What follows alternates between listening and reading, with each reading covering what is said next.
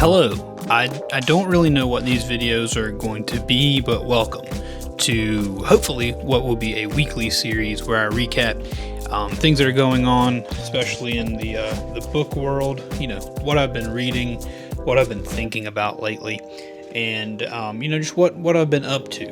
Now, the first question that we might need to answer is, well, why does anyone care? And that answer to that question doesn't really matter to me.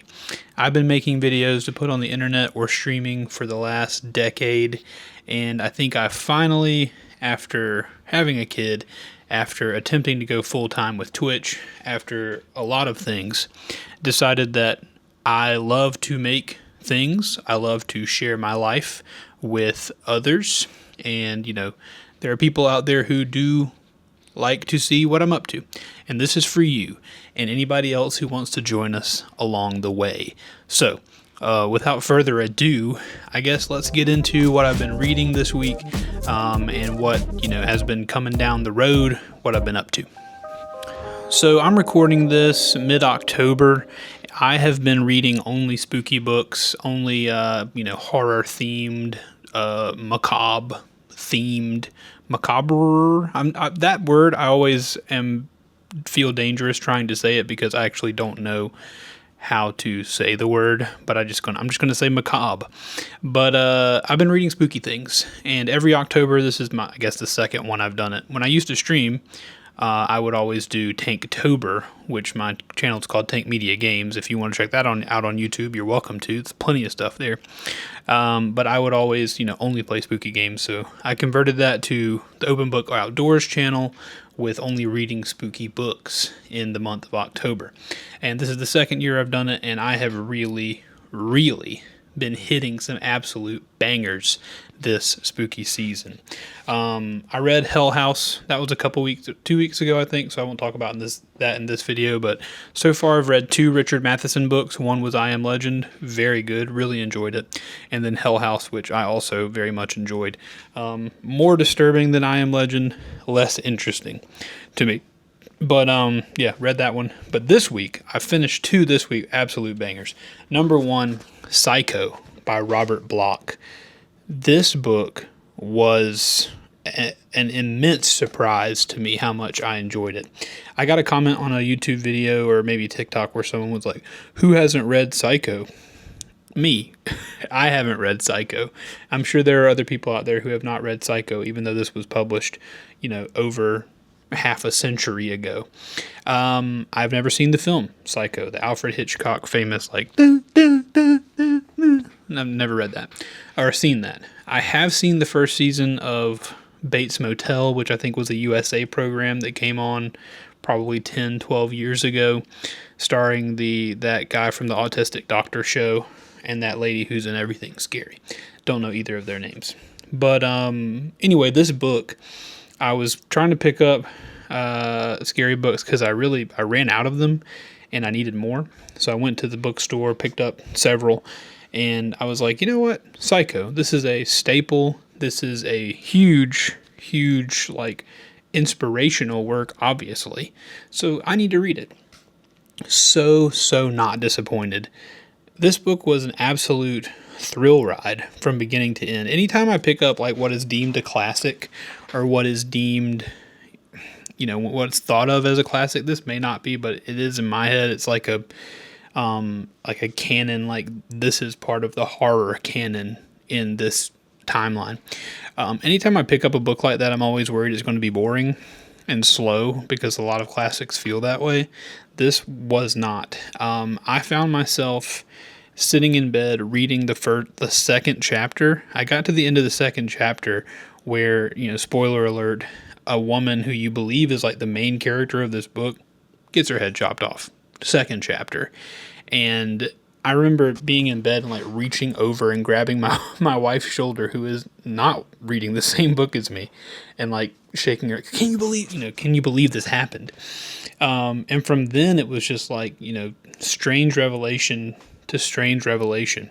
I don't want to spoil the whole thing for you, even though it's been that long. But of course, Psycho is the story of Norman Bates, his mother, their motel and the fact that his mother murders this woman named Mary Crane as she's passing through. Well, the story of Mary Crane is she has stolen $40,000 and is trying to make it to her fiance who lives in the town near the motel. Many, many miles, probably 18 hours worth of driving, I think, from where she lives. And of course, she stops at the motel, into the road. It just can't go on, decides to stay the night before she goes into town, gets murdered. So the real story of the book is her sister trying to find out what happened to her, and the way her sister and her fiance are trying to figure out what's going on with this hotel, all the crazy stuff that's going on inside Norman Bates's head, just the dread and the fear of what's going on. And one thing that was refreshing about this book is that it didn't rely on gore to frighten you. It didn't rely on and then she stabbed her and the blood sprayed all over her face, which is something I will get to in later in the video. A book that is doing that to me right now. The scary things happening were enough. It didn't have to fluff them up, because just the way that the characters were set up, and then the losing of those characters whenever a character died, such as Mary right in the beginning. It was just so well done. So well done. I'd never even heard Robert Bloch's name before. I don't think he's famous for many things besides Psycho, but this book was just really, really good and highly recommend it. It's so short. Really highly recommend it if you're looking for something spooky to read this season. Another flat-out banger of a book, The Last House on Needless Street by Catriona Ward. This book also some very similar themes that I didn't realize were going to occur to Psycho, but some very similar themes in this book.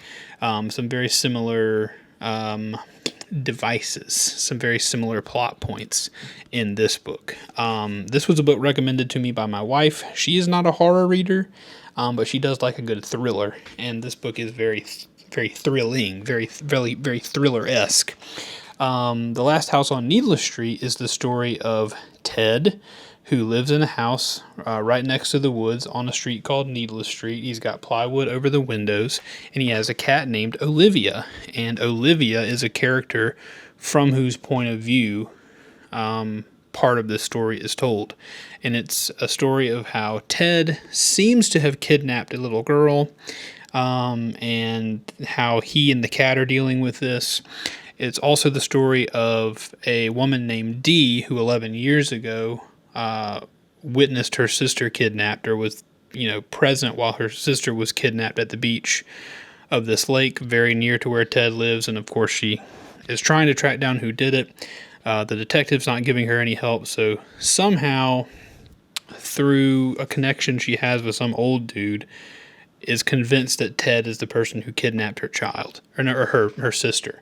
And so she purchases the house next door and moves in and begins watching him. And things just really unravel from there. They're constantly asking, what's real? What's really happening? Is everyone crazy? Did any of this really happen? Did some of it happen? Who are these people? It's very, very interesting. I was surprised that a book this thick could meter out little mysteries and then solve them for me. Give me little details that would help me try to piece things together. It just did a very good job of doing that, even though it was so large. A lot of times with a book that's as long as this one, I mean, it's not insanely long, but for a horror book, it kind of is.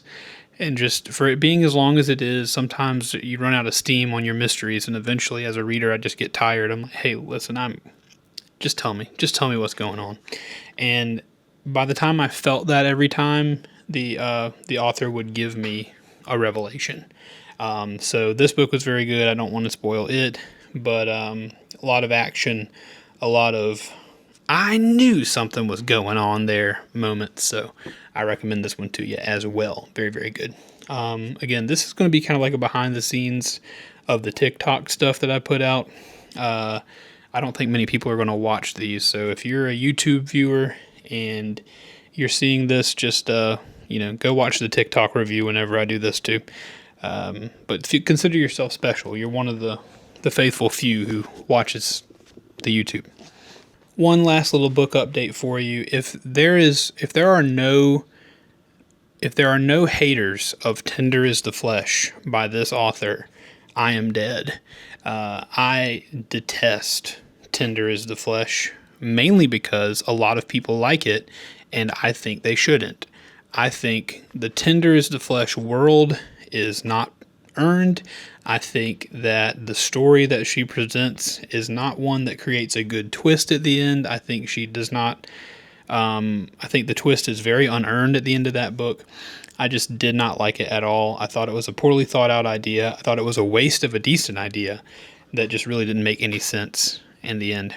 Now, I saw this book, The Unworthy, by the same Madame, Augustina Bazterrica.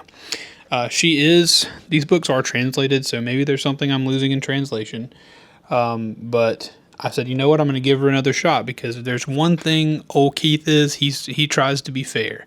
I love justice. And I want to walk humbly with my God.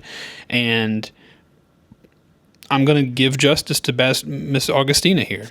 I'm going to read this book. I'm about halfway through, and so far, I'm not annoyed by it like I was with Tender is the Flesh. But she better have a good reason for all the horrors and the gore and the terrible things happening to these women. I'm just saying there better be a good reason. Because in Tender is the Flesh, there was not a good reason. And in this book, there's a religious cult. All these women, obviously there's a post-apocalyptic nuclear winter situation going on outside the walls of this convent. There's a single man, a head nun, and then a bunch of other women who are inside this convent, and they are mutilated and turned into different aspects of this religion, whether, a certain type of person gets their tongue cut out, and a certain type has their teeth cut out, and there are servants that are whipped all the time, and blah, blah, blah, blah, blah. I'm just saying, if there's not a good reason for this brutalistic religion to exist, I'm going to be very upset, and I'm going to be throwing Augustina away. I'll be done with her. But I want it to be good. I want to be impressed, and I want to have my mind changed about Madame Augustina. But I'm worried. I'm very worried. I'm trying to go into it with a clean heart and a clean mind. If you've read this, of course, let me know what you think. I'm halfway through. There just better be a good reason. There just better be a good reason. There better be a good reason. Yeah, that's what's going on right now. That's what I'm reading. Any other updates? Going camping this weekend with Lily and Lizzie. We are going to be taking our camper that we own half of with our friends, and we're going down to Edisto Beach for a weekend. Very excited. Lily is sick, and so I hope that she'll get better, and then we'll go camping this weekend. Really, really excited about that. More camping videos to come. I have one more camping video to edit. And yeah, if you've watched all this way, please let me know if there's any other things you would love to see in these type of weekly videos. I'm kind of getting excited about making them, but I just don't know where to go without a little bit of guidance from you. I really love talking about books. I really love that, and I'm going to keep doing it. So anyway, thank you so much for watching, and please remember, as I said in my gaming videos, I love you very much. Bye-bye.